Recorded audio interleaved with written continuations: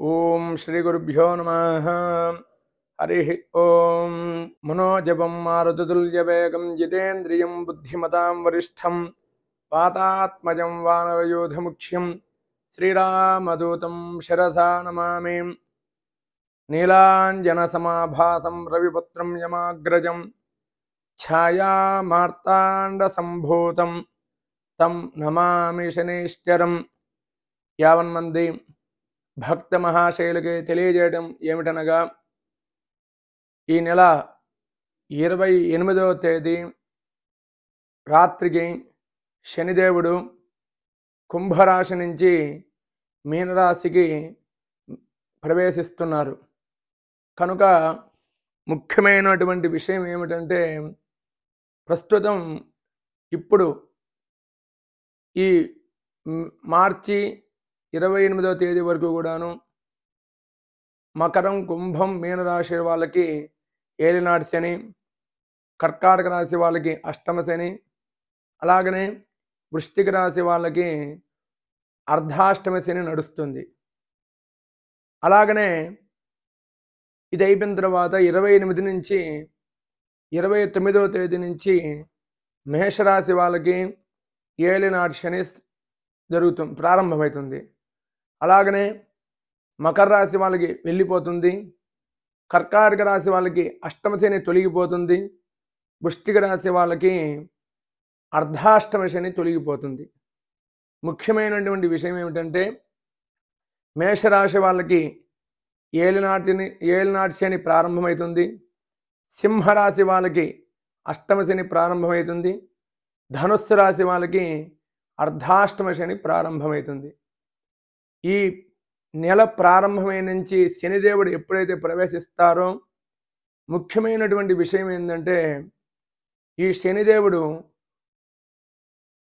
మీనరాశి వాళ్ళకి, ధనుస్సు రాశి వాళ్ళకి ధనము, కుటుంబము, వాక్కు, నేత్రము, వాహనము, అలాగనే వ్యాపారము, ఉద్యోగము, వీటి యందు సింహరాశి వాళ్ళకి, అలాగనే ధనుస్సు రాశి వాళ్ళకి, ఈ 4 రాశుల వాళ్ళకి ఎక్కువగా ప్రభావం అనేది చూపిస్తారు.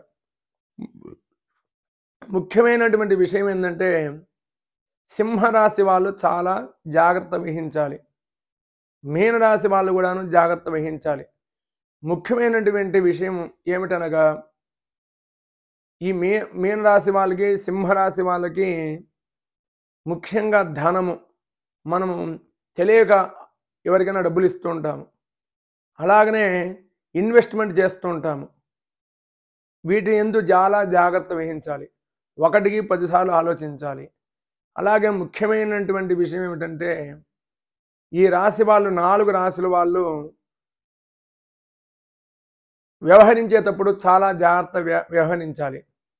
వివాహ కార్యాలు చేసేటప్పుడు అన్నీ కూడాను జాగ్రత్త చూసి చేసుకోవాలి. అలాగనే ఇన్వెస్ట్మెంట్, మనం ఏదైనా ఇల్లు చేసుకోవడం కానీ, స్థలం చేసుకోవడం కానీ, అలాగనే వ్యాపారంలో లక్షలు పెట్టుబడి పెట్టడం కానీ, అలాగనే ఇంకా ఇదే కోట్లలో వాళ్ళు బాగా పెట్టుబడులు పెడుతుంటారు, లాభాలు వస్తాయని చెప్పి. దాని యందు కానీ అందరూ కూడాను చాలా జాగ్రత్త వహించాలి. కొన్ని రోజులు జాగ్రత్త వహించాలి. ఈ శనిదేవుడు ఎవరి ఆధీనంలో ఉంటారయ్యా అంటే, ఈశ్వరుడి యొక్క ఆధీనంలో ఉంటారు. సాధ్యమైనంత వరకు కూడాను భక్తులందరూ కూడాను ఆ రోజున 29వ తేదీ, ఆ రోజు శనివారమైనది, అమావాస్య అయినది. శనిదేవునికి అమావాస్య అంటే చాలా ప్రీతి. కనుక మీరు ఎక్కడైనా మీ దేవాలయం దగ్గర ఉన్నటువంటి దేవాలయంలో ఉదయం పూట శనిదేవుడికి తైలాభిషేకం చేసుకోండి. చాలా మంచి ప్రయోజనం కలుగుతుంది. ఇదేమిటయ్యా అంటే, ముఖ్యమైనటువంటి విషయం నేను తెలియజేస్తున్నాను. మకరం, కుంభం, మీనం, మేషం, అలాగనే సింహరాశి వాళ్ళకి, ధనుస్సు రాశి వాళ్ళకి, ఈ 5 రాశుల వాళ్ళకి నేను తెలియజేయడం ఏమిటంటే, మన దేవాలయంలో లక్ష్మీనగర్ హనుమాన్ దేవాలయంలో ఆ రోజున సాయంకాల సమయంలో చాలా వేద పండితుల సహాయంతో చాలా పెద్ద కార్యక్రమం చేస్తున్నాం. అదేమిటంటే ప్రతి సంవత్సరం ప్రతి నెలకి అమావాస్య వస్తూ ఉంటుంది.